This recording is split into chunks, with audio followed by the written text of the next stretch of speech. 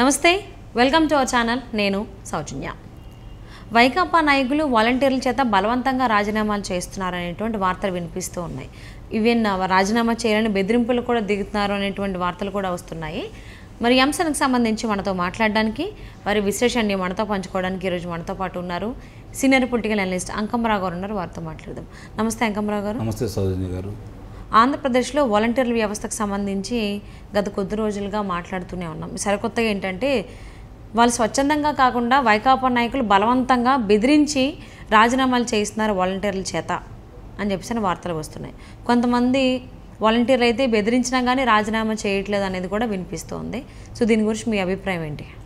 అంటే వాళ్ళు ఏమనుకున్నారంటే వీళ్ళంతా మన కార్యకర్తలు కదా, ఆయన చెప్పాడు, ముఖ్యమంత్రి గారు చెప్పారు, అంతకుముందు మొట్టమొదటి విజయసాయి రెడ్డి గారు మొదలుపెట్టారు దీన్ని, తర్వాత మంత్రులు దాన్ని కొనసాగించారు, రకరకాలుగా చెప్పుకుంటూ వచ్చారు. అట్లానే వాళ్ళ జేబు సంస్థలాగానే వాళ్ళు ప్రజల గుట్టుమట్టులతో సహా ప్రతిపక్ష నేతలను ఎలా వేధించాలి, ఎలా అదుపులో పెట్టుకోవాలి అనే దానికి ఎక్కువగా ఈ వాలంటరీ వ్యవస్థ ఆయనకు ఉపయోగపడింది. అందులో ఎలాంటి సందేహం కూడా ఏం లేదు. వాళ్ళు మొట్టమొదటి నుంచి కూడా వ్యూహాత్మకంగానే వీళ్ళు ఎన్నుకున్నారు. ఎందుకంటే వాలంటరీ లేకుండానే అన్ని రాష్ట్రాల్లోనే ఈ పథకాలు అందుతున్నాయి కదా. ప్రత్యేకంగా వాళ్ళు పెట్టుకున్న కారణం ఏంటంటే వాళ్ళ మనుషుల్ని దాంట్లో జొప్పించేసి ఇట్లానే దానికి వాళ్ళు విజయవంతం ఎక్కడయ్యారంటే స్థానిక సంస్థల ఎన్నికల్లో విజయవంతం అయ్యారు కదా. కాబట్టే వాళ్ళు దాన్ని ఎంచుకున్నారు. ఇప్పుడు ఏంటంటే న్యాయస్థానం వాళ్ళు పాల్గొనకూడదని, అలాగే కేంద్ర ఎన్నికల సంఘం కూడా ఒక నిర్ణయానికి వచ్చింది కాబట్టి వాళ్ళని విధుల్లోకి దూరంగా అట్టిపెట్టారు. కాబట్టి ఇప్పుడు వాళ్ళ చేత బలవంతంగా రాజీనామా చేపించేసి నిజంగా వాళ్ళ మనుషులు వాళ్ళ మాట వినేవాళ్ళు కనుక అయితే, అంటే వాళ్ళలో కూడా ఎంతో కొంత అంతర్మతం మొదలైందనేది మనకి ఇక్కడ అర్థం కావాలి. రెండోది, రేపు పొద్దున వాళ్ళందరూ కనుక రాజీనామా చేశారనుకోండి, తిరిగి మళ్ళీ వాళ్ళని తీసుకుంటారని నమ్మకం. ఎందుకంటే ప్రభుత్వం మారుతుందని వాళ్ళకి తెలుసు కదా. ప్రజల్లో బాగా దగ్గరగా ఉండేది వీళ్ళే కదా. 50 ఏళ్ళకి వీళ్ళే కదా మొత్తం ఏం జరుగుతుంది ఏంటని చెప్పి సమాచారం వీళ్ళ దగ్గరే కదా ఉంది. కాబట్టి ప్రజలు ఎంత వ్యతిరేకత ఉందో వాళ్ళకి అర్థమైపోయింది. కాబట్టి వాళ్ళు కనుక వాలంటరీ ఉద్యోగాలకి రాజీనామా చేస్తే నిస్సందేహంగా రేపు పొద్దున అధికార మార్పిడి జరుగుతుంది, మళ్ళీ మనకి అవకాశం రాదు అని చెప్పి వాళ్ళు భావిస్తున్నారని నేనైతే భావిస్తున్నాను. అయినా సరే వాళ్ళు ఇచ్చిన సమాచారాన్ని, గతంలో వాళ్ళు చేసిన నిర్వాహకాలన్నీ వాళ్ళు దృష్టిలో పెట్టుకొని వాళ్ళని బెదిరించేసి రాజీనామా చేయించడానికి విశ్వ ప్రయత్నం చేస్తారు. గతంలో ముఖ్యమంత్రి గారు చెప్పినా కూడా కనీసం 600 మంది కూడా రాజీనామా చేయలేదు. కాబట్టి ఇంకా కూడా వాళ్ళు ఇంకా వాళ్ళ మీద ఆశలు పెట్టుకున్నారు. వాళ్ళు వింటలేదు కాబట్టి బలవంతంగానే వాళ్ళని రాజీనామా చేయించే ఆలోచన చేస్తారని అయితే నేను భావిస్తున్నాను. ఎందుకంటే వీళ్ళ గుట్టుమట్లు, ప్రజల గుట్టుమట్లు ఎలా అయితే వాళ్ళు ఇచ్చారో వాళ్ళ గుట్టుమట్లు కూడా ఉన్నాయని చెప్పని అంటే వైకాపా నేతలు ఎంత బలవంత పెట్టినా కొంతమంది అయితే వాలంటీర్లు రాజీనామా చేయడానికి అయితే సుముఖత చూపించట్లేదు, మళ్ళీ తిరిగి ఎదురు తిరుగుతున్నారు. సో దానివల్ల వైకాపా నాయకులకి అది నిజంగా నివ్వెరబోతున్నటువంటి సందర్భం కూడా. అంటే ఇప్పుడు వాళ్ళు ఏమనుకుంటున్నారంటే వీళ్ళు వాలంటీర్లు కనుక దూరం జరిగితే రాజీనామా చేస్తే వాళ్ళని ఎన్నికల ఏజెంట్లుగా కూర్చోబెట్టాలని. ఓకే, అంటే వాళ్ళ 50 ఏళ్ళ కంటే 100 మంది 150 మంది దాకా ఓటర్లు ఉంటారు కదా. కనీసం 200 మంది దాకా ఓటర్లు ఉంటారు కదా. ఇంటికి 3 కాడికి వేసుకున్నా కూడా, లేదా 4 కాడికి వేసుకుని 200 ఉంటారు. వాళ్ళందరినీ వాళ్ళే గుర్తిస్తారు కదా. ఇప్పుడు శాసనసభ్యుడికి ఉంటారు, లోక్సభ సభ్యుడికి ఉంటారు, అలాగే కొంతమంది ఇండిపెండెంట్ తరపున పోటీ పెడతారు. ఆ 4 అక్కడ పెట్టారనుకోండి, వాళ్ళు సహజంగానే ఒక 1000 ఓట్ల లోపే ఉంటాయి.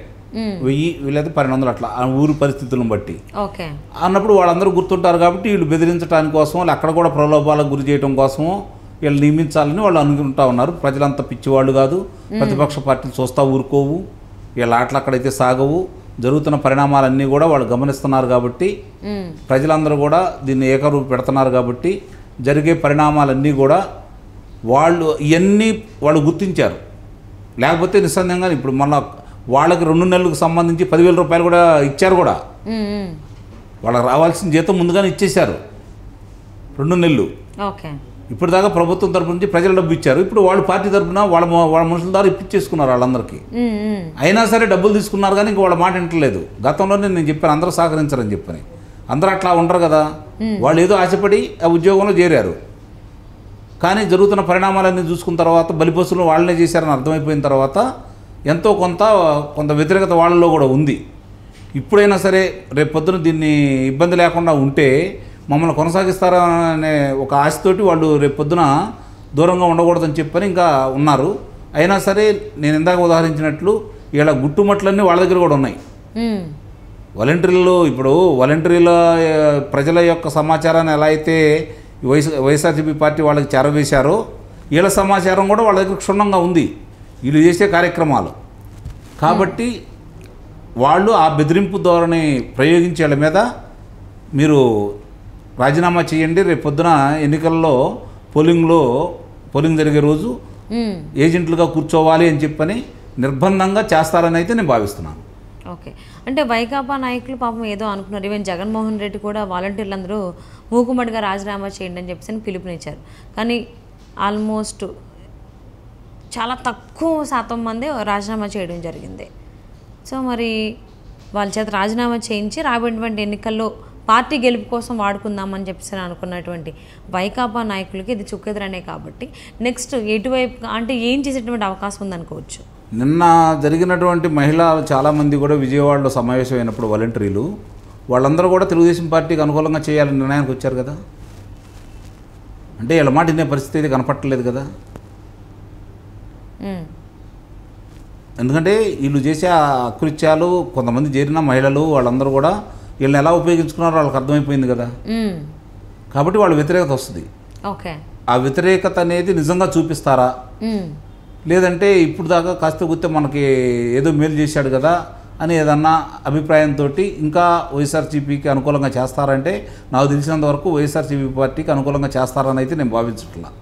మదన పడేవాళ్ళు, జరుగుతున్న అన్యాయాన్ని కళ్ళారా చూస్తున్న వాళ్ళు, మానవత్వం ఉన్నవాళ్ళు ఇప్పుడున్న వైఎస్ఆర్సీపీ పార్టీకి వ్యతిరేకంగానే చేస్తారు.